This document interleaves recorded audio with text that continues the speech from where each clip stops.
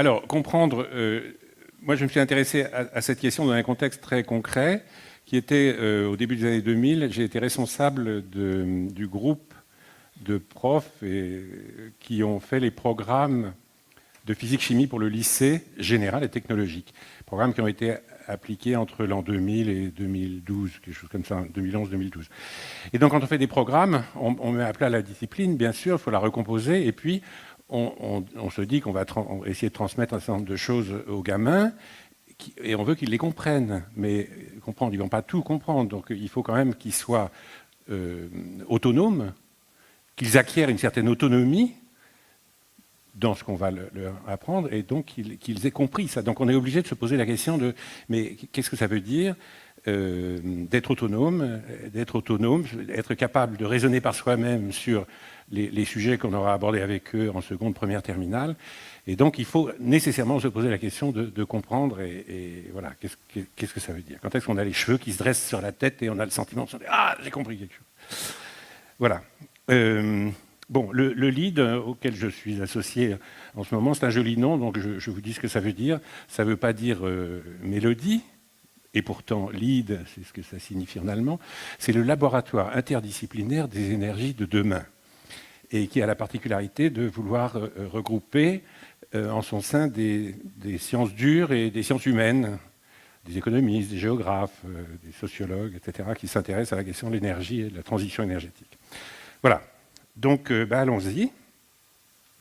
Alors, on va commencer par prendre le mot dans son acception usuelle, c'est-à-dire quand est-ce qu'on dit dans la vie usuelle qu'on a compris quelque chose, qu'on a compris quelqu'un. Alors souvent, on dit à quelqu'un, un copain, on peut lui dire « Ah, il vous raconte ses malheurs ou ses bonheurs, etc. » Et on lui dit « Ah, comme je te comprends ». Qu'est-ce que ça veut dire « Ah, comme je te comprends ». Alors, je vais vous proposer tout de suite quelque chose qu'on utilisera tout au long du fil, enfin, qui servira de fil conducteur à cette conférence. Quand est-ce qu'on dit que je te comprends? Ben, on dit ça quand il nous raconte quelque chose, et puis on a une image mentale de cet ami, et cette image mentale fonctionne dans notre tête comme cet ami fonctionne dans la réalité. Et quand on a cette adéquation entre la représentation mentale qu'on a de lui et ce que lui fait, entre la représentation de la réalité et la réalité, là, on a le sentiment qu'on a compris quelque chose, qu'on le comprend. Et on le comprend au point même qu'on pourra l'imaginer dans une autre situation, et puis on pourra dire à une tierce personne « Ah, Jojo, dans cette situation, c'est sûr qu'il ferait ça ». Donc, cette théorie de la personne qu'on a dans la tête, cette représentation mentale, on est capable de la faire fonctionner et donc de faire des prévisions sur son comportement, sur ce qui va lui arriver. Et alors, je vous propose de partir avec ça et puis de se dire donc que voilà, c'est disposer d'une théorie de cette personne, d'une bonne explication de son comportement. Bonne explication. C'est ça qui est important. On a une explication de ce qu'il fait d'habitude. Alors, cette théorie, elle peut être intuitive, implicite, ou reposer sur des éléments de rationalité à 2 degrés divers, peu importe. Mais quand on dit qu'on comprend quelqu'un de proche, c'est ça que ça veut dire. Enfin, je vous propose en tout cas de raisonner à partir de là. Et donc, on peut résumer, si vous voulez, ces quelques considérations en disant que comprendre, c'est reconstruire le réel par la pensée.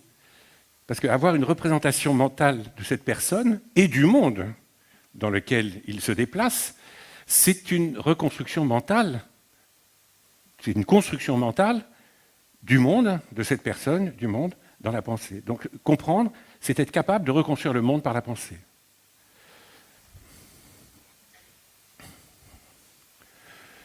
Alors, cette reconstruction du réel, alors ça, c'est pas spécifique aux sciences. Je crois que c'est tout à fait général. C'est pour ça que j'ai pris l'exemple d'un copain qui nous raconte ses heures ou ses malheurs. Mais cette reconstruction du réel par la pensée, ça peut aller jusqu'à la production d'un nouvel élément de réalité, un objet technique ou une œuvre d'art. Hein, si on veut comprendre ce qui se passe dans les grands invariants qui nous meuvent et nous émeuvent, l'amour, la mort, l'amitié, l'ambition, etc. Il ne faut pas aller chercher le comportement des quarks et des gluons. Il vaut mieux ouvrir un bon roman Et puis, voilà. Là, on en apprend sur ces grands invariants de l'espèce humaine. Mais un roman, qu'est-ce que c'est? C'est une reconstruction, c'est une construction d'un certain réel. Mais c'est un réel qui n'existait pas, c'est comme pour une œuvre d'art. C'est quelque chose qui va nous apprendre quelque chose sur le monde, sur les gens, sur nos relations, sur les relations qu'on a entre nous et avec la nature. Mais ce qu'il y a de spécifique aux arts et qui n'est pas tout à fait présent dans les sciences, c'est que en faisant ça, en construisant ou reconstruisant le réel par la pensée, on produit des œuvres d'art et on produit du nouveau. C'est ça qui est spécifique. On produit du nouveau, on produit quelque chose qui n'existait pas auparavant, et en quelque sorte, on modifie l'espèce humaine. Quand on crée une œuvre d'art, l'espèce humaine n'est pas tout à fait la même après qu'avant. L'humanité n'est pas tout à fait la même après Mozart qu'avant Mozart. Donc,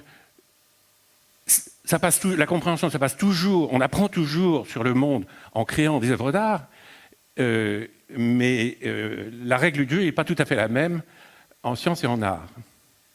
Oui, c'est ça, en sciences et en art. Voilà, l'humanité n'est pas tout à fait la même après ou avant Mozart. Alors, en science, il n'y a pas cette dimension-là. Elle est présente dans le fait que les théories, elles aussi, il y a un moment, elles n'existaient pas, et ensuite elles existent. Donc il y a cet aspect de neuf et qui modifie l'espèce humaine, qui modifie la façon dont nous vivons ensemble, nos relations avec la nature. Mais en tout cas, au départ, il s'agit de découvrir des phénomènes qui sont là. C'est quelque chose qui est déjà là. C'est quelque chose qui n'est pas inventé comme un objet technique. C'est quelque chose qui est découvert dans une réalité extérieure à nous et qui est là, même si on n'est pas là. Donc ça, c'est une différence importante, bien sûr, entre les sciences et les arts. Mais le processus de création d'une théorie, le processus de création d'une œuvre d'art, d'un roman, d'une peinture, etc., il y a des choses qui sont semblables parce qu'il s'agit de créer et donc de créer le monde par la pensée.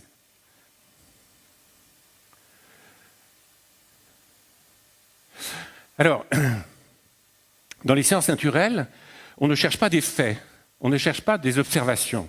Ce n'est pas ça le point de départ des sciences naturelles. On peut observer le ciel pendant des siècles sans produire aucune connaissance.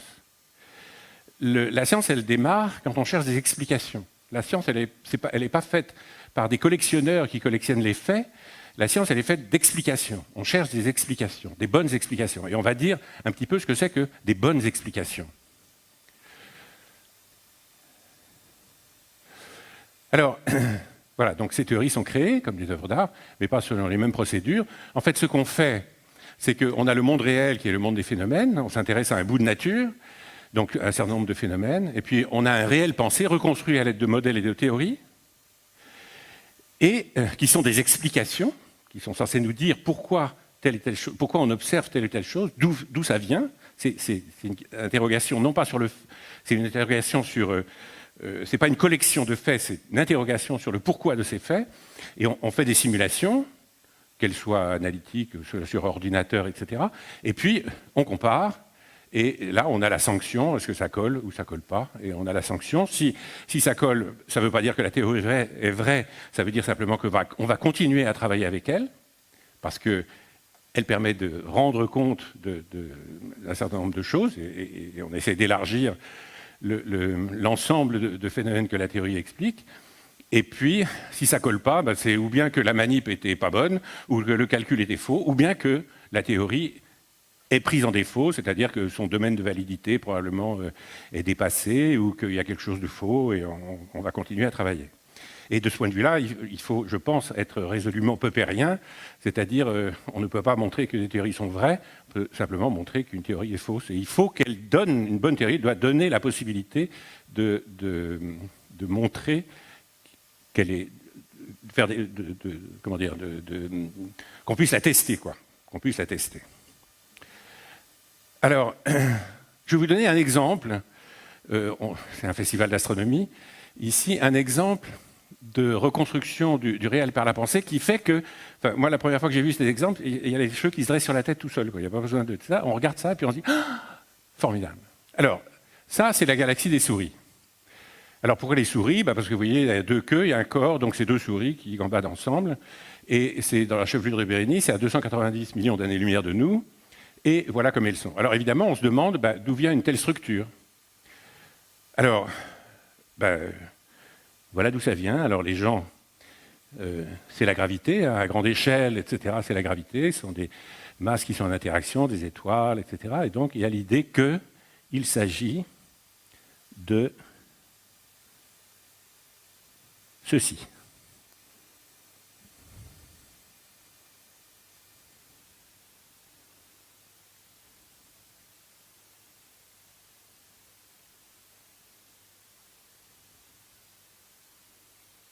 Ça, c'est le futur.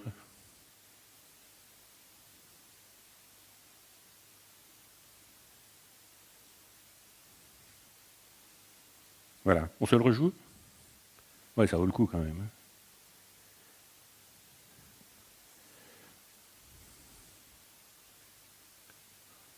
Tac, arrêt sur image. Paf. Oh.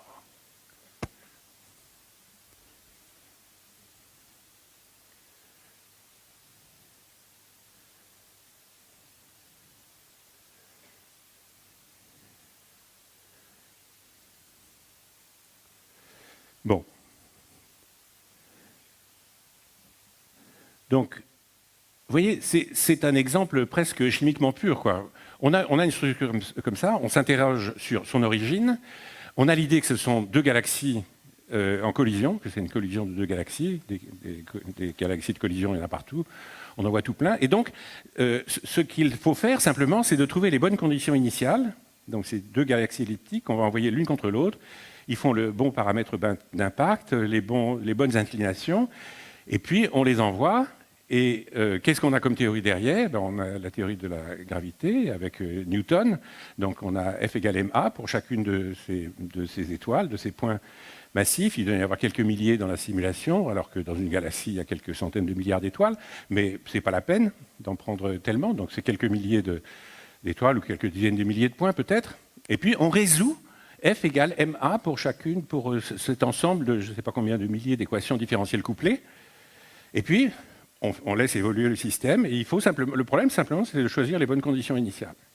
Et quand on a quand on a les bonnes conditions initiales, eh bien, il y a un moment dans la simulation où on retrouve la structure de la galaxie des souris.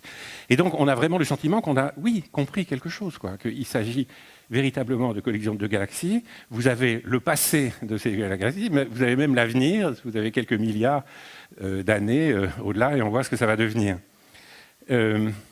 Donc c'est vraiment une reconstruction, voilà, avec la théorie de Newton, plus des méthodes numériques pour résoudre sur ordinateur, et puis on a ça. Alors, la galaxie d'Andromède, elle est à 2,2 500 000 années-lumière de nous.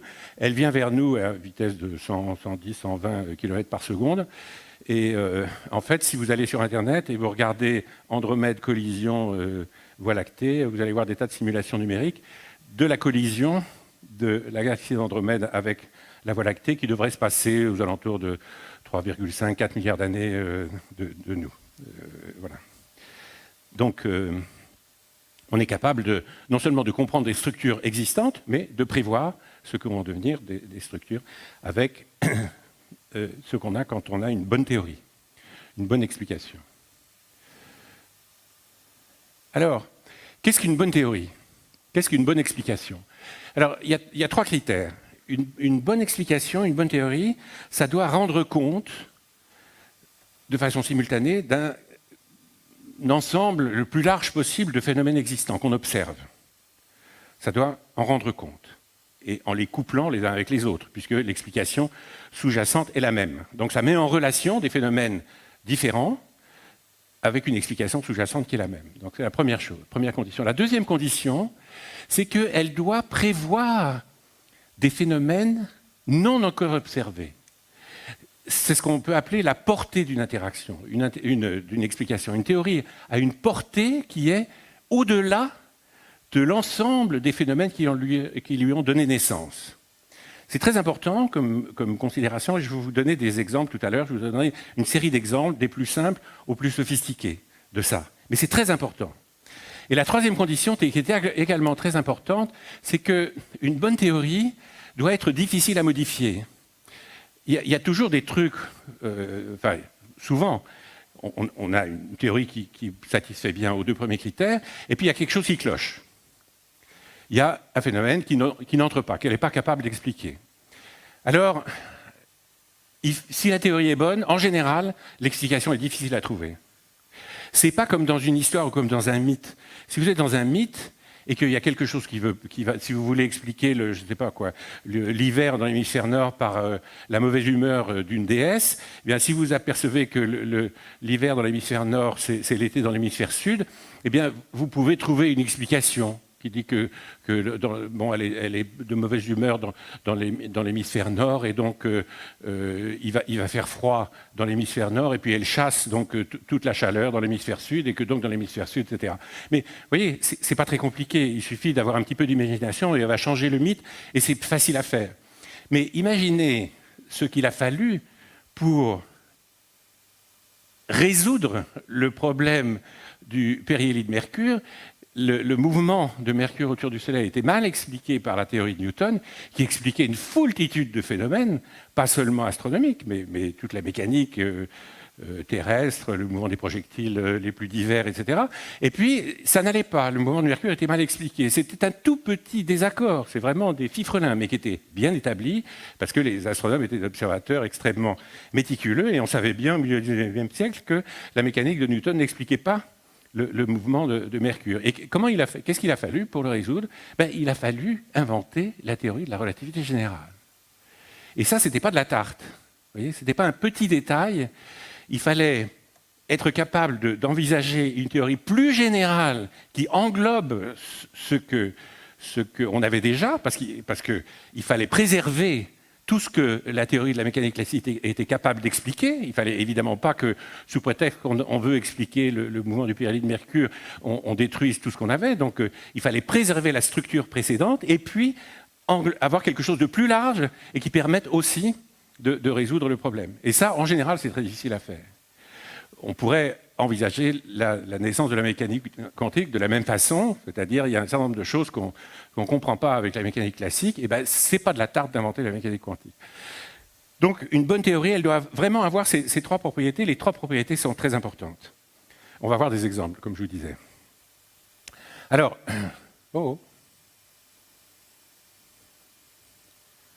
voilà. Alors, juste en passant, une petite provocation. Ça veut dire qu'en fait, que la science est cumulative, elle progresse, la physique d'aujourd'hui est meilleure que celle de Newton, elle explique plus de phénomènes, sans pour autant être achevée. Et donc on pourrait dire, si vous voulez, que le progrès est obligatoire en sciences, il est facultatif en philosophie, et il est inexistant en art. Et ce n'est pas du tout dépréciatif. Je veux simplement dire que quand vous voyez ces statuettes magdaléniennes, ça, ou ça, c'est parfait, si vous voulez. Il n'y a rien à dire. Est-ce qu'on va progresser? Est-ce qu'il y a des défauts? Est-ce qu'il y a quelque chose qu'il faudrait rajouter pour que ça soit mieux? Non. Ce machin, il prend un os et au lieu d'avoir la tête dans le prolongement de l'os, il lui fait retourner la tête. C'est extraordinaire, c'est formidable. Donc c'est une réussite totale. Voilà. Et cette petite, elle est superbe. Donc qu'est-ce que vous voulez rajouter là-dessus? Vous voyez? Tandis que sur la théorie de Newton, il y a des choses à rajouter. En philo, c'est facultatif. On a toujours le droit de tout mettre à plat et puis de redémarrer un système philosophique. Il n'y a pas véritablement, c'est facultatif. Quelquefois, les gens construisent sur ce qui existe avant et quelquefois, ils ne le font pas et c'est tout aussi légitime. Donc il y a ces différences, je crois qu'elles sont pertinentes. Alors, au passage, pourquoi on fait des maths en physique? Alors, ce n'est pas pour embêter les élèves, c'est parce qu'à un certain moment de l'analyse d'un phénomène naturel, il n'y a pas d'autre moyen pour progresser dans la compréhension, c'est-à-dire dans la reconstruction du réel par la pensée. Ça passe par les maths, on ne peut pas faire autrement. Ça marche comme ça. Donc, les mathématiques deviennent le moyen obligé de la reconstruction abstraite du réel. Je vous donnerai des exemples, là aussi, des très simples et des plus compliqués de ça.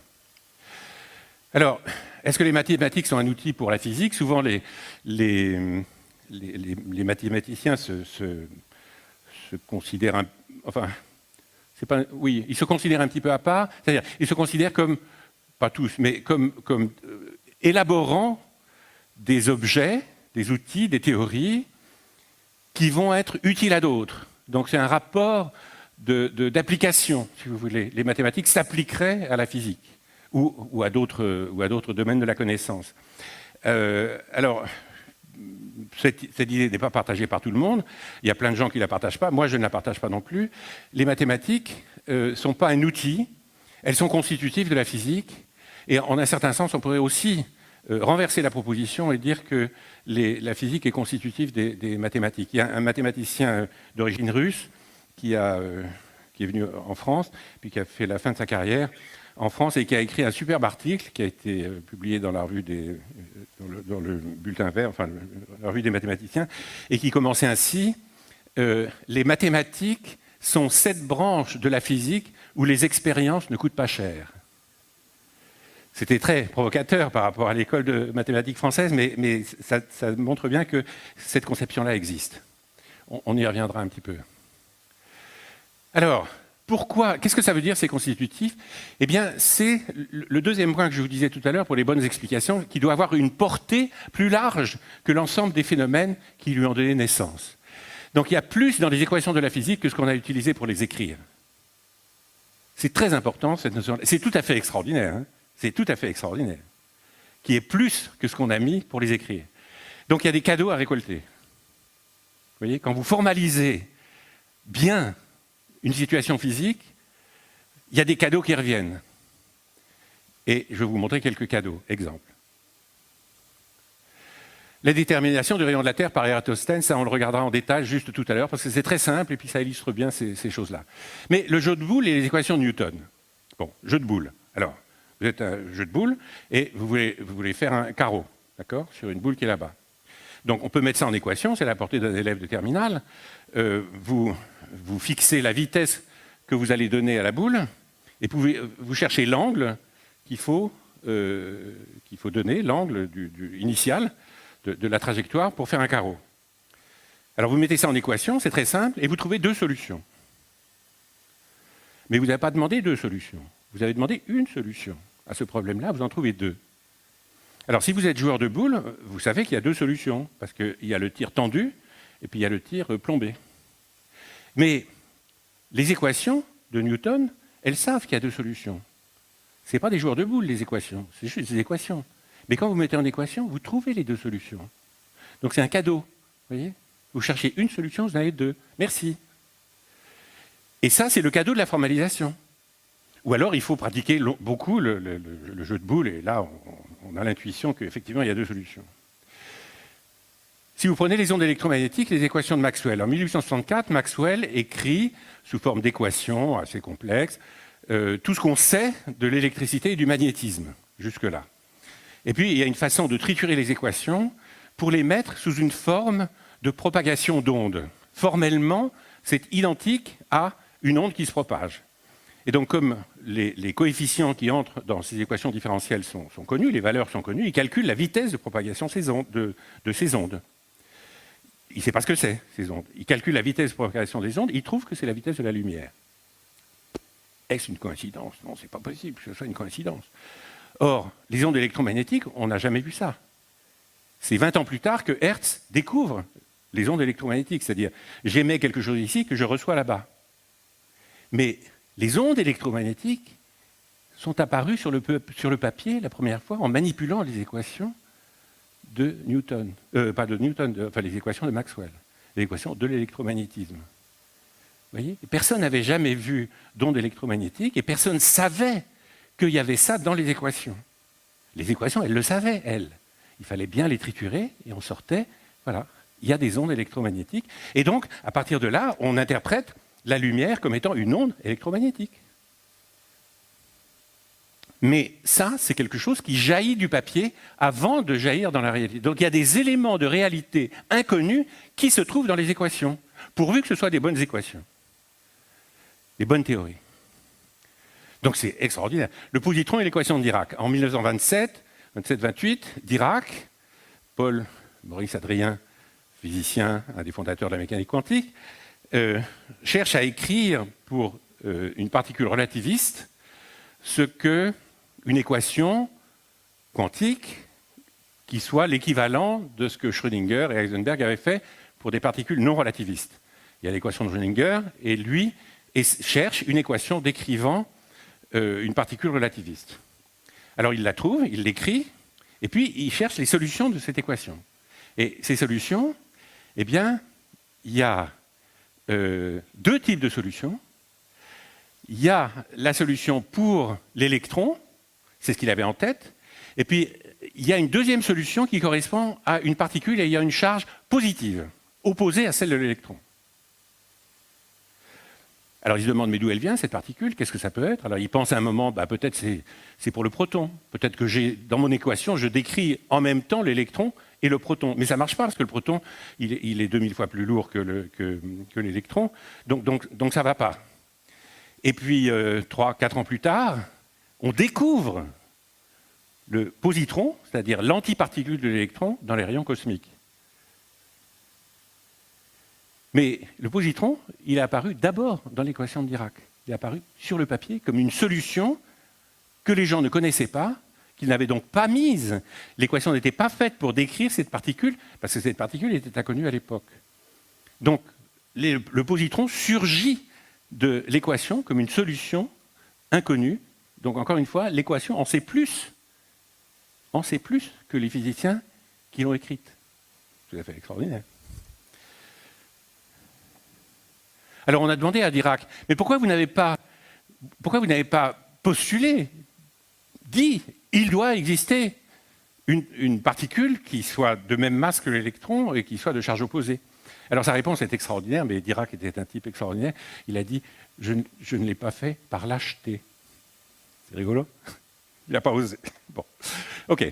Le neutrino et la conservation de l'énergie, pareil, dans les années 30, il y avait un problème avec la distribution en vitesse et en énergie des électrons qui provenaient des intégrations bêta.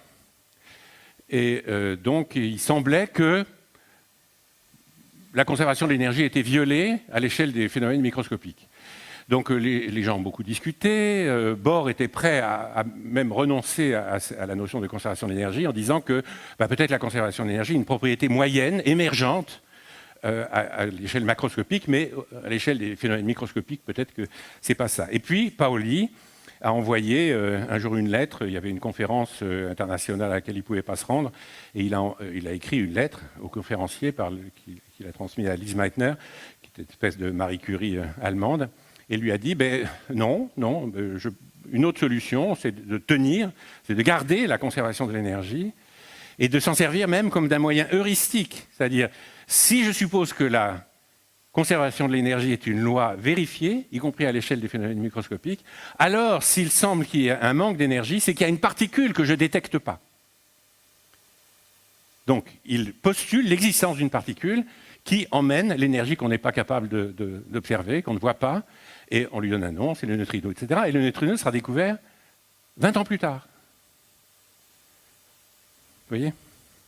Donc là, on peut pas, quand vous avez des trucs comme ça qui se passent, on ne peut pas dire que les mathématiques s'appliquent à la physique, que c'est un rapport d'outils. Vous voyez, ce n'est pas comme un clou et un marteau. Vous avez un clou et vous utilisez le marteau comme un clou.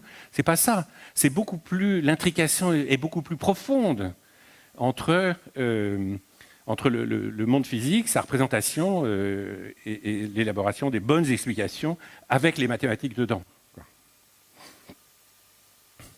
Et alors, dernier exemple, le chaos déterministe et les équations de Newton. On a eu une superbe conférence hier soir de Jacques Lascar qui parlait du thème du chaos dans le système solaire. Eh bien, ce qu'on appelle le chaos déterministe qui a été théorisé, enfin qu'on a commencé à comprendre avec Poincaré, Hadamard au tournant du XXe siècle, et les simulations numériques maintenant permettent d'explorer ça de façon extraordinaire dans plein de champs de la connaissance. Eh bien, ce chaos déterministe, en fait, c'est-à-dire la sensibilité par rapport aux conditions initiales, c'est-à-dire le fait que dès que j'ai 3 corps gravitationnels en interaction, une petite modification des conditions initiales donne des divergences exponentielles des trajectoires. Cette propriété-là, elle est contenue dans les équations de Newton, et Newton ne le savait pas. Mais c'était dedans. Ce que font les gens maintenant quand ils explorent la stabilité du système solaire, c'est simplement utiliser les équations de Newton. Et donc le chaos déterministe est dedans. Alors Newton s'en doutait un tout petit peu, parce qu'il avait calculé les trajectoires des planètes, etc. Il savait faire ça, mais il savait quand même que Jupiter, donc que c'était des ellipses, que c'était keplérien, etc. Mais il savait quand même que Jupiter était là, et que quand on calcule une trajectoire elliptique, on ne tient pas compte du gros Jupiter là-bas qui crée des perturbations. Et donc, il pensait bien que ça devait faire quelque chose, et le seul endroit où il fait référence à Dieu, c'est dans son traité d'optique, c'est même pas dans le traité de mécanique, c'est dans le traité d'optique, dans lequel il dit que de temps en temps, Dieu donne une petite pichenette pour rétablir les bonnes trajectoires régulières, etc., que nous connaissons. C'est dans le traité d'optique qu'il dit ça. Donc il se doutait quand même qu'il y avait quelque chose. Alors on peut s'interroger, bien sûr, sur mais comment ça se fait que les mathématiques marchent si bien dans les sciences naturelles? Comment ça se fait que ça marche? Si les concepts mathématiques sont inventés, comme c'est une conception platonicienne assez répandue chez les mathématiciens, ils inventent des objets mathématiques, des théories, etc. Ils font des superbes choses avec ça. Mais si c'est inventé, comment ça se fait que ça marche si bien pour décrire le monde naturel? Et si elles ne sont pas inventées, s'il y a un monde des mathématiques, un monde des concepts mathématiques quelque part, ben, où est-il? Où il est? Où est le concept 2, du chiffre 2? Donc c'est un vrai problème qui a donné naissance à... Enfin, il y a un article de Eugène Wigner, qui est un des grands physiciens du siècle, qui parle justement de cette déraisonnable efficacité des mathématiques dans les sciences naturelles.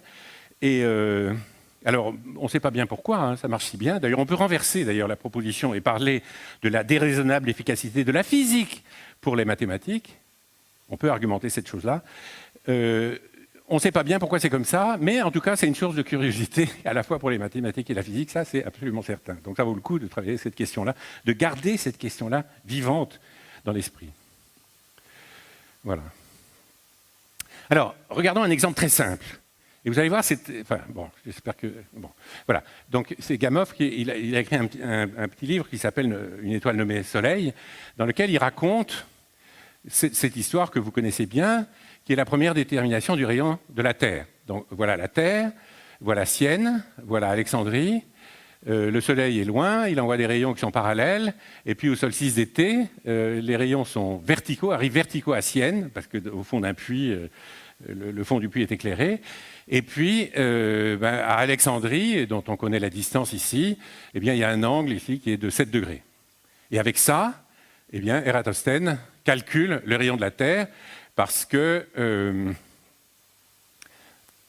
on a simplement le rayon de la Terre ici qui est égal à d sur θ. Voilà. Vous avez cet angle θ que vous retrouvez ici, et donc dans ce triangle-là, curviligne, vous avez rayon égal d sur θ, formidable, il trouve 6400 km ou quelque chose d'assez voisin. Magnifique, magnifique, d'avoir fait une reconstruction du réel par la pensée sur un bout de sable comme ça, avec un bâton, on fait ça, et puis tac, tac, et puis vous trouvez 6400. Extraordinaire. Mais on peut dire, mais non, c'est pas du tout ça, vous n'y êtes pas. Non. Le Soleil, il n'est pas loin, le Soleil n'est pas très loin, il est là. Voilà. Et si les rayons, s'il y a un angle θ là, entre Alexandrie et Sienne, c'est vertical ici, puis là il y a un angle θ, ben, c'est à cause de ça, vous voyez, il n'est pas loin. Et donc les rayons ne sont pas parallèles, ils arrivent ici comme ça, ils arrivent ici comme ça, l'angle θ est là, D c'est ça, et ben dans ce triangle ici, vous avez la relation H égale D sur θ. Donc en fait c'est H qui vaut 6400 km. Donc c'est le Soleil qui se trouve à 6400 km. Ce n'est pas le rayon de la Terre qui est 6400 km, c'est le Soleil qui se trouve à 6400 km. D'accord? Et donc, c'est imparable, hein? Que conclure? Alors on peut conclure les choses suivantes. Si le Soleil est à l'infini et que la Terre est une sphère, alors son rayon est de 6400 km. Ah, c'est bon. Mais, si le Soleil est suffisamment proche de sorte que la rotondité éventuelle de la Terre soit négligeable, alors le Soleil est un objet qui se trouve à 6400 km de nous, et en plus de ça, on peut même se calculer son diamètre, parce que vous avez son angle apparent, une fois que vous avez sa distance, ben vous savez la taille. Donc c'est la taille du Péloponnèse. Donc le Soleil, c'est un disque qui se trouve à 6400 km de nous et qui fait 60 km de rayon, de diamètre. Donc vous voyez que l'observation ne vous dit rien. il faut chercher une explication, il faut reconstruire, il faut se lancer, il faut dire quelque chose il faut faire une représentation du monde.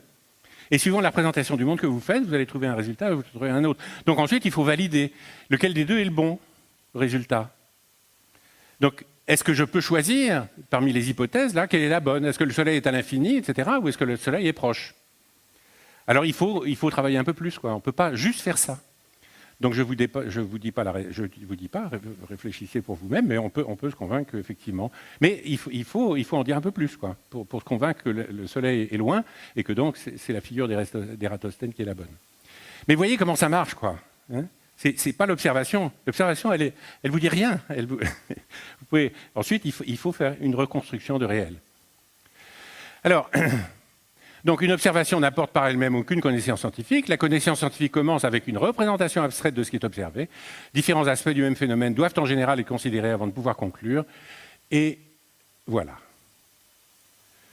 Où est-ce que j'en suis? 19h. Ouais, c'est pas mal. Bon, alors, maintenant, là, c'était un certain nombre de généralités sur qu'est-ce que comprendre, avec ce fil que comprendre, c'est être capable de reconstruire le réel par la pensée. Et alors, je vais essayer de vous raconter maintenant ça, mais dans un contexte d'un problème dont vous avez déjà entendu parler et dont vous entendrez encore parler vendredi, parce que Brigitte va en parler. Un exemple de progression scientifique sur un objet de connaissance particulier, et qui est quel est l'âge de la Terre. Alors, bon, j'écris un petit livre qui se trouve là, d'ailleurs. Hein, bon, voilà. Ça vaut 5 €, hein, c'est rien du tout. Hein, bon, voilà.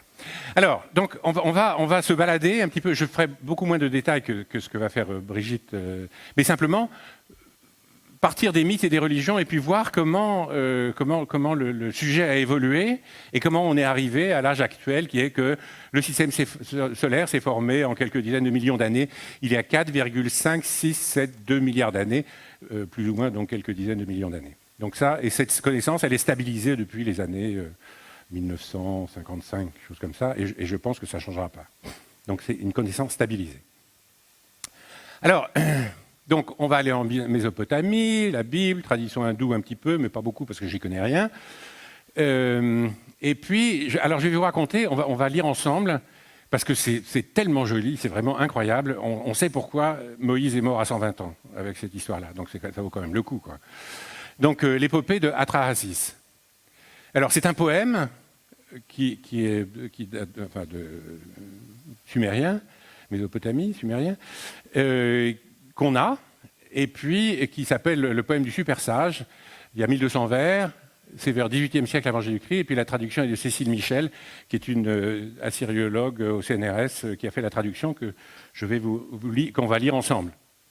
Et vous allez voir, il y a des choses qui sont très amusantes là-dedans. Alors voilà, à l'origine du monde, il existait deux catégories de dieux. Les Anunnaku, les dirigeants, et les Zijiku, les ouvriers, qui faisaient toutes les tâches difficiles, creuser, entretenir les canaux indispensables à l'agriculture. Et au bout de 3600 ans, les Zijiku, épuisés, protestèrent. Et face à cette révolte, les Anunnaku s'inquiétèrent. Bon. Alors Enki, le dieu de l'eau, proposa de créer des remplaçants.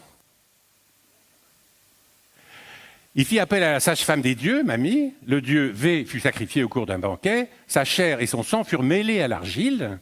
Enki présenta le mélange aux grands dieux qui crachèrent dessus pour lui donner vie et esprit. 7 hommes et 7 femmes furent créés ainsi. Donc, c'est formidable. Les dieux, ils sont inventés pour ça. Ils sont inventés pour que nous soyons dans leur désir. Donc, vous voyez, les hommes sont dans le désir des dieux. Pas dans les désirs de la première catégorie des dieux, mais des deuxièmes, les dieux ouvriers. Mais bon, c'est comme ça, on est quand même dans le désir de certains dieux. Alors cet homme et cette femme furent créés ainsi. Les hommes créés par Enki pouvaient vivre 25 000 ans. 25 000 ans.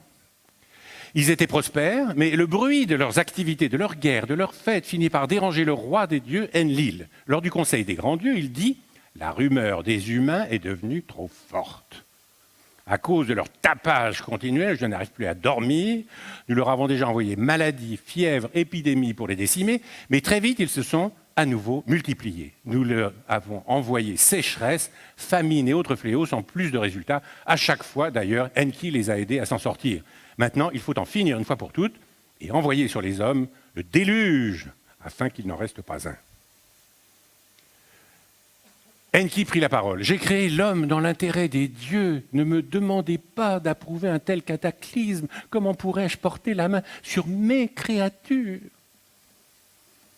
Les dieux ayant malgré tout pris la décision finale, Enki, en songe, prévint Atrahasis, le super sage, un homme de bien qui avait toujours mérité sa confiance. Atrahasis, jette à bas ta maison, détourne-toi de tes biens pour te sauver la vie. Construis un grand bateau selon l'épure que j'ai tracée sur le sol. Cette embarcation aura forme d'équilatère de 60 mètres de côté. Le bateau sera entièrement clos et toituré solidement. Que son calfatage soit épais et résistant, tu appelleras ton vaisseau Sauve-Vie. Après y avoir chargé ton froment, tes biens, tes richesses, embarque-y ta femme, ta famille, ta parenté et tes ouvriers, ainsi que des animaux sauvages, grands et petits, et des oiseaux du ciel. Super sage n'avait que 7 jours pour construire Sauve-Vie. Atrahasis embarque famille et animaux, invite ses gens à un banquet et ferme l'écoutille. Après 7 jours et 7 nuits de pluie et de tempête, le bateau fait relâche au sommet d'une montagne. Vous connaissez cette histoire, non ? Super sage lâcha une colombe, elle revint, ne sachant où se poser. Il lâcha une hirondelle qui revint également. Enfin, il lâcha un corbeau qui ne revint pas. Mais on sait bien que les corbeaux sont beaucoup plus astucieux que les autres. Alors, Super sage lâcha tous les oiseaux. Lorsque les eaux se furent retirées du haut de la montagne, Super sage débarqua et prépara un banquet à la gloire d'Enki, le dieu ingénieux qui l'avait sauvé. L'odeur de la bonne chair attira également les grands dieux qui, en l'absence des hommes, n'avaient ni bu ni mangé pendant tout ce temps. Enlil, voyant alors le bateau, entre en colère. « Nous, les grands dieux, nous avions prêté serment. D'où vient alors qu'un homme ait échappé à la destruction ?» Enki répondit « Oui, j'ai fait cela contre votre volonté à tous. J'ai sauvé Atrahasis. Calme-toi, Enlil. Si tu as pu manger et te régaler, c'est bien grâce à cet homme. Grâce à lui, la race humaine peut être sauvée. Nous avons donné aux hommes presque l'immortalité. C'était inconsidéré. Toi, mamie, qui arrête les destins, impose donc aux hommes la mort pour qu'un équilibre s'installe. » Enlil approuva. C'est entendu. Ce fut une erreur de vouloir les exterminer, mais que les hommes ne vivent pas au-delà de 120 années, afin qu'ils ne puissent jamais percer à jour nos connaissances. Ainsi, ils ne seront plus une menace pour nous. Surveillons de près leur prolifération, leur prospérité et leur joie de vivre. Formidable, non ? Donc 120 ans, c'est pour ça que c'est la limite, quoi. Il ne faut pas espérer. Alors, bon, donc ça c'est Sumer et on voit bien que il y a de la littérature à l'époque, quoi, qui circule, des choses sont inventées, sont reprises, ça passe d'un écrivain à l'autre, une tradition orale à une autre, ça se fixe par écrit, etc. etc. Alors, dans la tradition biblique, nous sommes toujours dans le désir d'un Dieu, bien sûr, parce qu'il faut bien, mais ça ne se passe pas exactement de la même façon. Le premier jour, c'est séparation de la lumière et des ténèbres. Le deuxième jour, c'est séparation des eaux d'avec les eaux par le firmament, le ciel. Troisième jour, séparation de la terre d'avec les mers, création des espèces de plantes. Quatrième jour, création des étoiles, du soleil et de la lune. Cinquième jour, création des poissons et des oiseaux. Sixième jour, création des autres espèces animales, puis de l'homme et de la femme. Septième jour, contemplation de l'œuvre accomplie et repos, pouvez fumer. Alors, bon, il y a des difficultés avec ça, bien sûr, parce que la notion de jour, vous voyez que les étoiles, le soleil et la lune, c'est le 4e jour. Alors, qu'est-ce que ça veut dire des jours qui sont avant, etc. Donc, il y a des trucs un peu compliqués. Mais bon, c'est comme ça. Alors, maintenant, après la Genèse, la Bible, en fait, décrit toutes les générations qui se sont succédées jusqu'aux événements pour lesquels nous avons des traces dans les récits babyloniens. Si l'on accepte quelques durées de vie exceptionnelles, 969 ans pour Mathusalem, 930 ans pour Adam, 950 ans pour Noé, etc., il est donc possible de remonter aux origines, parce que tout est décrit. À partir de là, toutes les générations sont décrites, jusqu'à ce qu'on puisse faire connexion avec de l'histoire, quoi. Donc les gens, évidemment, ont joué à ça. Ils ont pris cette chronologie comme base, et avec ça, on a pu déterminer l'âge de la Terre. Et donc Kepler, lui, arrive à 3993 avant Jésus-Christ. Newton joue à ça aussi, 3998 avant Jésus-Christ. Il suffit d'additionner les générations. Hein. Et puis, mais le meilleur, le plus précis, c'est un évêque anglican, James Ussher, qui date la création du monde au 23 octobre 4004 avant Jésus-Christ. C'est le soir.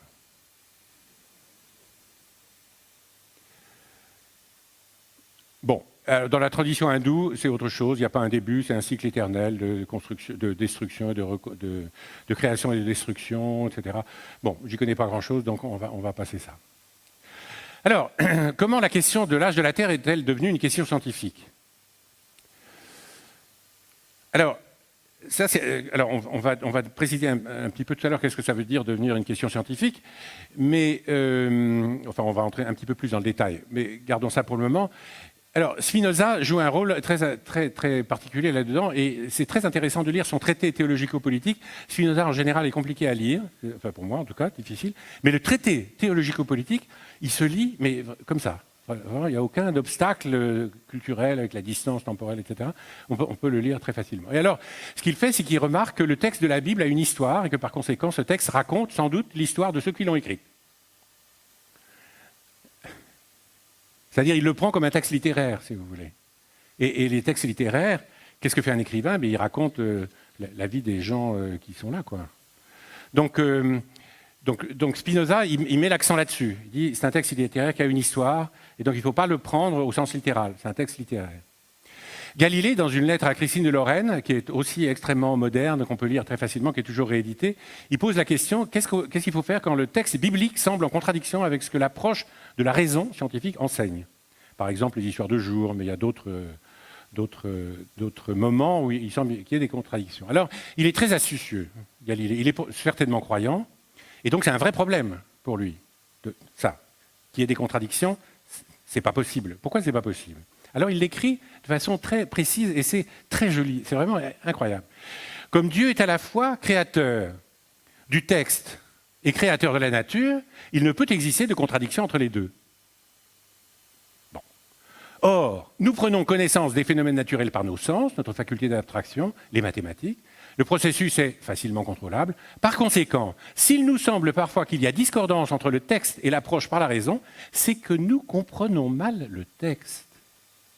Puisque nous contrôlons la raison, il faut donc prendre le texte dans un sens métaphorique, c'est ce que dit Spinoza aussi, et mettre notre incompréhension sur le compte du décalage historique. Le texte a été écrit à une certaine époque pour une population déterminée. C'est la dimension littéraire que lui reconnaît Spinoza aussi. Vous voyez, c'est très astucieux, parce que bon, il sait que il ne faut pas trop rigoler avec ces choses-là, parce que bon, Giordano Bruno, etc. Enfin, on peut y laisser des plumes. Et donc, il faut vraiment sortir par le haut, quoi. Et sortir par le haut, c'est de dire, ben voilà, on comprend mal le texte. Donc, on va continuer à faire de la science. Et si c'est en contradiction, c'est pas très grave, c'est qu'on comprend mal le texte. C'est très astucieux. Alors, aujourd'hui, si on s'intéresse à ces choses-là, il y a un livre qu'il faut lire qui est absolument extraordinaire. C'est The Bible Unearthed, la Bible dévoilée, de deux archéologues israéliens, Finkelstein et Zilberman. Un des deux est américain, je crois.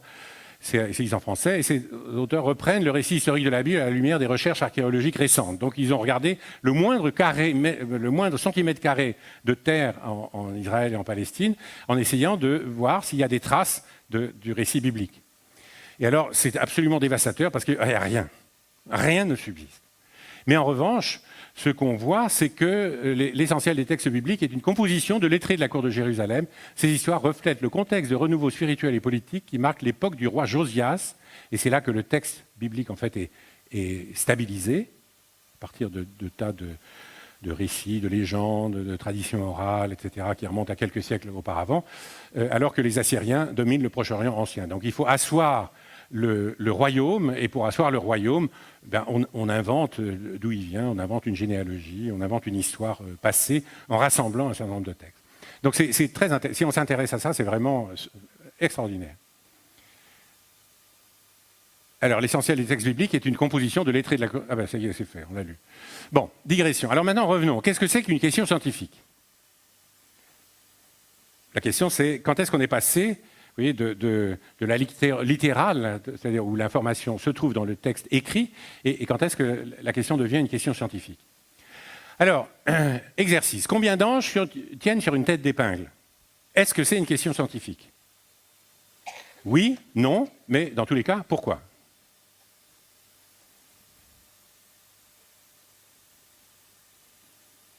Une épingle, vous savez ce que c'est?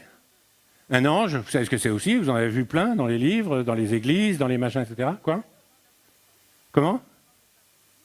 Mais vous en avez vu? Quoi, en tableau, en statue, etc. Ah, pas des vrais, mais il y a plein d'autres, il y a plein de choses dont vous connaissez l'existence, et le trou noir qui est au centre de la galaxie, vous l'avez jamais vu? Ah ben oui, mais pourtant il est là. Donc, alors, qu'est-ce que c'est cette histoire? Donc, enfin, non? Pourquoi? Alors, bon, donc vous avez plutôt tendance à penser que c'est pas une question scientifique. Bon, alors pourquoi?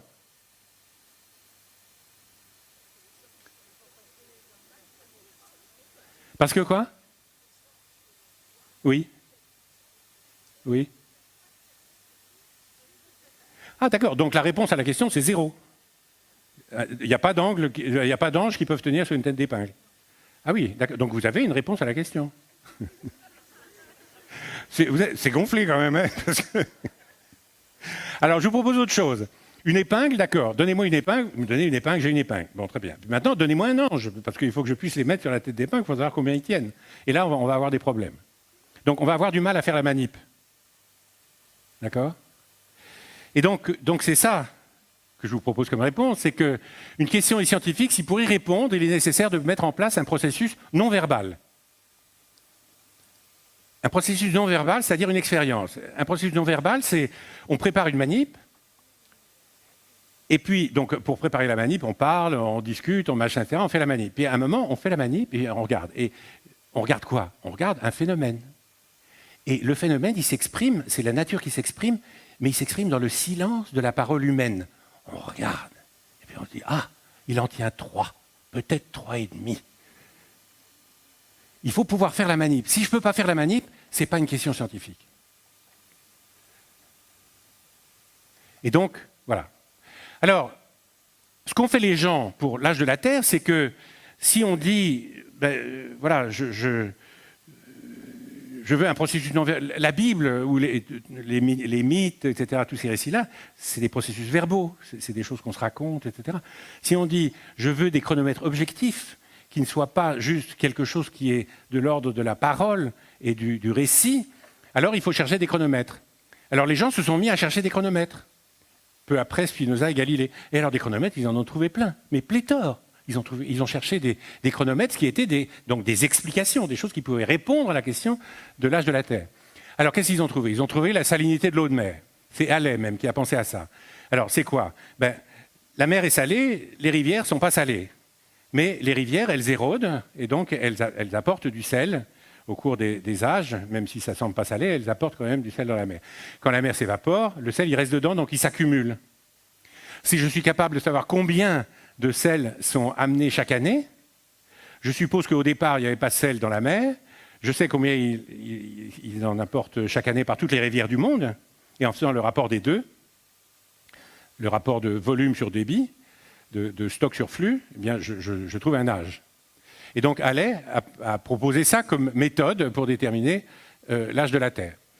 Les dépôts sédimentaires, Buffon jouait à ça, c'est-à-dire de regarder combien de temps il faut pour que des sédiments croîtent au fond des lacs.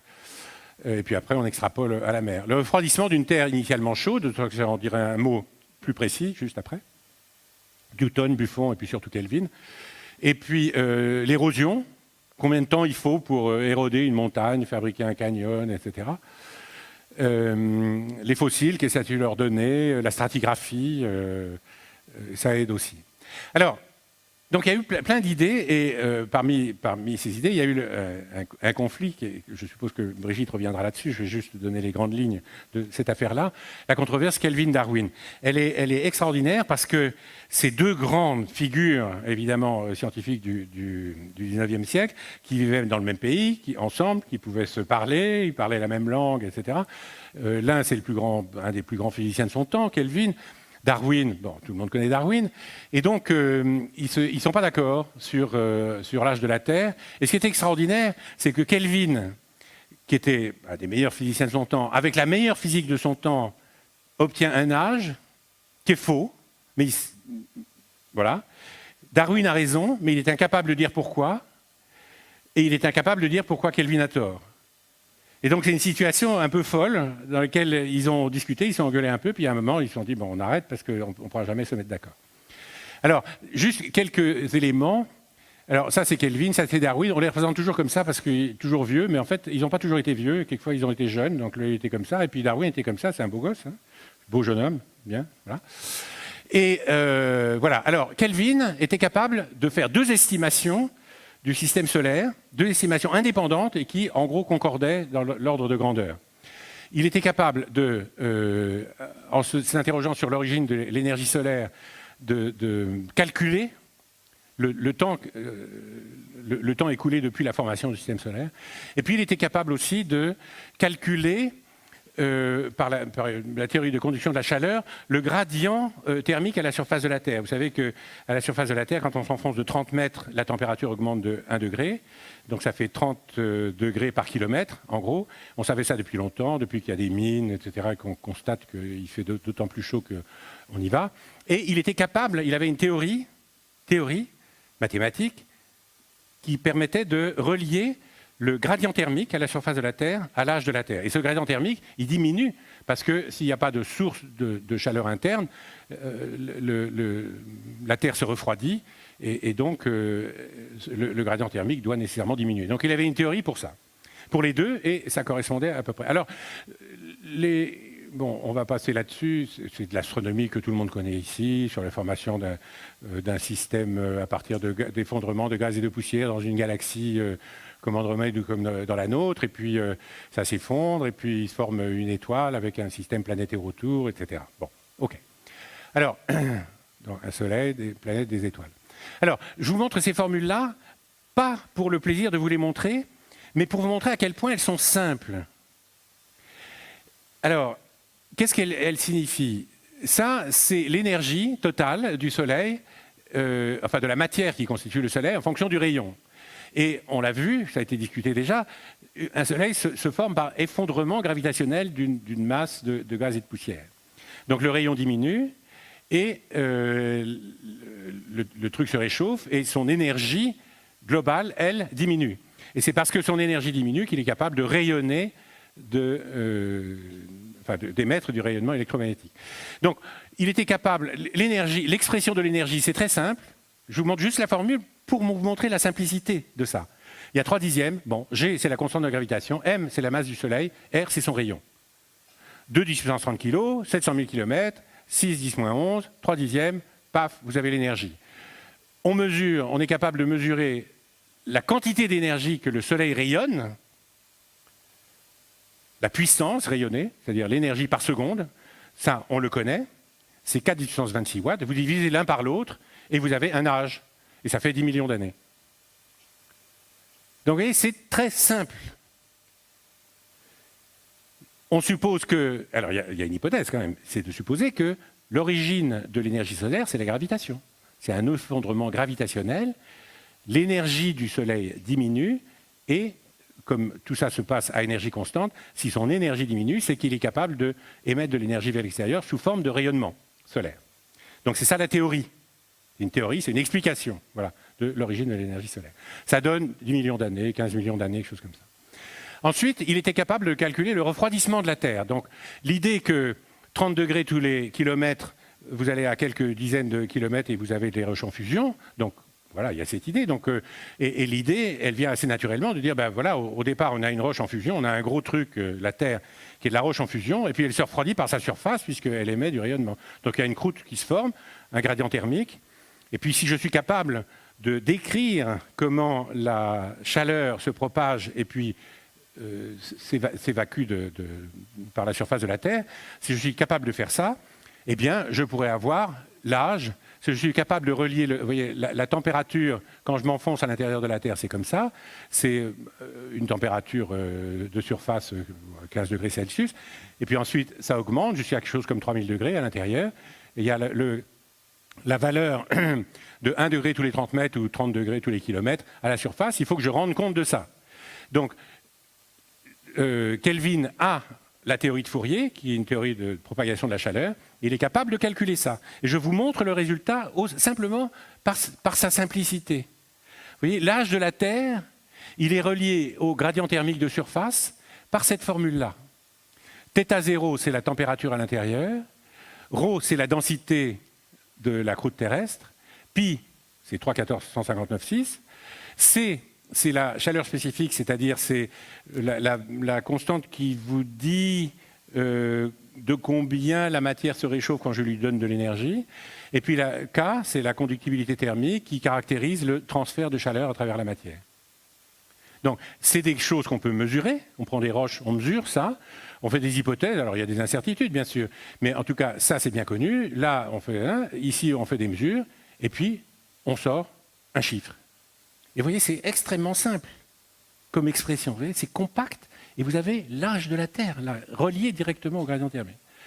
Et ce qu'il trouve, c'est quelque chose compris entre 25 et 150 millions d'années. Donc, il a quelques dizaines de millions d'années pour ça, par cette méthode-là. Pour l'âge du Soleil, contraction gravitationnelle, il a 10-15 millions d'années. Donc, ça lui donne, voilà, les ordres de grandeur, c'est des dizaines de millions d'années. Et alors, cette valeur-là, ben, ça n'allait pas du tout aux géologues. Parce qu'ils avaient l'intuition, même s'ils n'avaient pas de datation absolue des roches à l'époque, ils étaient quand même absolument persuadés qu'il fallait beaucoup plus que ça pour éroder des montagnes, pour déposer des sédiments, etc. Enfin, et du point de vue de Darwin, pour faire évoluer des espèces. Parce qu'il se rendait compte que quand on regarde des sédiments, les modifications des espèces fossiles, il faut des mètres et des mètres et des mètres. Donc ça veut dire que c'est un processus qui est lent. Et donc, c'était plutôt en centaines de millions d'années, ou peut-être plus. De toute façon, ils n'avaient pas de datation absolue, mais ils étaient absolument en désaccord. Et encore une fois, ce qui est extraordinaire, c'est que Darwin avait raison, il ne savait pas pourquoi, et Kelvin avait tort, il ne savait pas pourquoi non plus. Donc, c'est marrant comme histoire. Alors, la résolution du conflit est venue avec la découverte de la radioactivité. Juste un rappel... Je suis à peu près dans les temps, finalement, c'est pas mauvais. De quelque chose dont on a déjà entendu parler ici par Roland, quand il a parlé de stabilité des étoiles. Ça, c'est la table des éléments, donc le nombre de neutrons, le nombre de protons. Chaque point, c'est un élément. Les noirs sont les stables, les autres, c'est instables, soit instables en neutrons, soit instables en protons. Ceux-là sont émetteurs alpha, et puis ici, bêta plus, bêta moins. Alors, pourquoi la table périodique des éléments s'arrête? Pourquoi elle s'arrête? Eh bien, parce que ces deux caractéristiques que Roland a expliquées, l'interaction nucléaire qui rend compte de la stabilité des noyaux, elle est très intense, elle est 100 fois plus intense que la répulsion entre les protons qui constituent le noyau, mais elle est à très courte portée. C'est-à-dire, un nucléon voit ses proches voisins, mais il est incapable de voir, par interaction nucléaire, ceux qui sont à l'autre bout du noyau. Donc, il voit que ses proches voisins. Mais les protons, eux, ils interagissent par répulsion coulombienne, et la répulsion coulombienne, elle est moins intense, mais elle est à plus longue portée. Donc, tous les protons se voient à l'intérieur d'un noyau. Donc, si vous augmentez la taille du noyau, vous augmentez le nombre de protons, et donc vous êtes dans une situation où, si vous voulez, vous avez un type qui est aimé par ses voisins, mais qui est détesté par tout le monde. Donc, il y a un moment où il va être expulsé, quoi. Donc le système ne va plus être stable. L'interaction est moins intense, elle est à plus longue portée, et elle finit par dominer quand vous en mettez de plus en plus. Et c'est ce qui fait que le tableau périodique des éléments s'arrête. Donc c'est instable là-bas. Et c'est stable jusqu'à l'uranium, et après c'est instable. Et puis ils sont même instables, émetteurs alpha, un petit peu en dessous. Alors, donc l'émission alpha, c'est l'émission d'un noyau d'hélium dans un noyau qui est trop gros. Voilà. Il est trop gros, donc il adopte une configuration plus petite en émettant un alpha. Et puis la courbe de désintégration, c'est-à-dire le nombre de noyaux qui existent en fonction du temps, c'est une courbe très simple, qui est une exponentielle décroissante. Bon. Donc ça, on connaît bien ça. Et voilà. Et alors là, la nature est bonne fille quand même, c'est qu'elle offre des éléments qui ont des périodes radioactives qui couvrent mais toutes les échelles de temps, des plus petites aux plus longues. Et les plus longues, vous voyez, c'est celles qui sont là, vous avez de la radioactivité avec un temps de vie de 10 puissance 9, 100 milliards d'années. Mais vous avez ici de l'uranium 238 qui se désintègre en plomb 206 avec une période de 10 puissance de 4,5 milliards d'années, et le 235 qui donne 0,7 milliards d'années, qui donne du plomb 207. Donc vous avez ces désintégrations avec des demi-vies, c'est-à-dire le temps qu'il faut pour que la population initiale soit divisée par 2, C'est ça le nombre qui est là. C'est ce qu'on appelle la période ou la demi-vie. Et donc, la méthode, maintenant le principe, et puis c'est tout ce que je vous dirais, le principe est simple. Vous avez dans un minerai, prenez le couple uranium-plomb, puisque l'uranium donne du plomb. Le 235 donne du plomb 207, le 238 donne du plomb 206. Dans un minerai, eh bien, si vous avez du plomb à côté de l'uranium, vous avez dans l'idée quand même assez forte que ce plomb provient de cet uranium. Et donc, il y a un problème juste que je ne vais pas discuter du tout, qui est, mais peut-être il y avait du plomb 207 à l'instant initial. Donc on peut se débarrasser de cette question-là, c'est une vraie question, mais on sait la traiter. Et donc, la méthode est extrêmement simple. On regarde ça, quoi. Voilà. On regarde combien on a de plomb 207 par rapport à l'uranium 235, en faisant l'hypothèse qu'il vient de l'uranium 235, et pareil pour l'autre. Et avec ça, et en prenant plein de couples de père-fils, c'est-à-dire de noyaux qui se désintègrent en un autre noyau stable avec une demi-vie adaptée à des échelles de temps comme ça, qui sont des milliards d'années, eh bien, on arrive... Alors, bon, le météore cratère de l'Arizona joue un rôle particulier, mais j'en parlerai pas ici. Et on arrive à cette valeur, qui est la valeur la plus actuelle, quoi, qui est de 4,567 milliards d'années, plus ou moins 0,6. Voilà, donc, vous voyez... Alors, cet exemple, on l'a traité un petit peu dans le détail, pour voir que ce n'est pas parce qu'on a une approche scientifique des choses que la question est réglée. Parce que c'est très bien d'avoir l'approche scientifique, mais ensuite il faut avoir la bonne théorie, il faut avoir la bonne explication, il faut avoir la bonne reconstruction du monde par la pensée. Il faut avoir les bonnes idées. Et vous voyez qu'il faut croiser énormément de champs de la connaissance pour avoir ça. Et donc... Voilà. Alors, ce qui pourrait faire douter de cette valeur, c'est est-ce que les lois de la radioactivité sont bien établies? Réponse oui. Est-ce qu'elles ont varié au cours du temps? Est-ce que les lois de la physique changent au cours du temps? Donc c'est une bonne question, c'est une vraie question, et les gens travaillent sur cette question, et la réponse, que je ne vais pas discuter ici, c'est que peut-être elles changent, mais elles changent à une échelle de temps suffisamment faible pour ne pas remettre en cause l'âge de la Terre tel qu'il est déterminé ici. Donc on pourrait en discuter plus, mais c'est un vrai sujet à traiter en tant que tel. Et donc, c'est mes deux dernières diapos. La réponse à une question scientifique n'est jamais directe. Elle fait appel à un ensemble de théories dans le cadre est plus large que la question posée. Toutes les connaissances se tiennent. La science n'a pas de réponse à tout, mais les connaissances qu'elle permet d'atteindre forment un réseau interconnecté difficile à modifier. Il y a des trous, mais c'est un réseau. Et vous ne pouvez pas toucher un truc ici, parce que si vous le modifiez ici, ça risque de perturber ce qui se passe pour d'autres phénomènes, et il ne faut pas jouer à ça. En tout cas, il faut regarder que tout ça tient quand même, voilà, avec des théories nouvelles. Nos théories permettent de construire des objets techniques et leur fonctionnement est une confirmation permanente de le domaine de validité. Exemple, le GPS. À chaque fois que vous branchez votre GPS, vous faites une expérience de relativité générale qui marche, puisqu'elle vous localise comme il faut.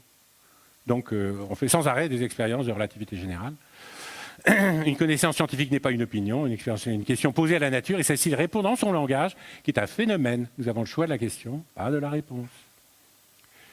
Et n'oubliez pas, comprendre, c'est recréer le monde par la pensée, c'est imaginer ce qu'on voit. Merci de votre attention.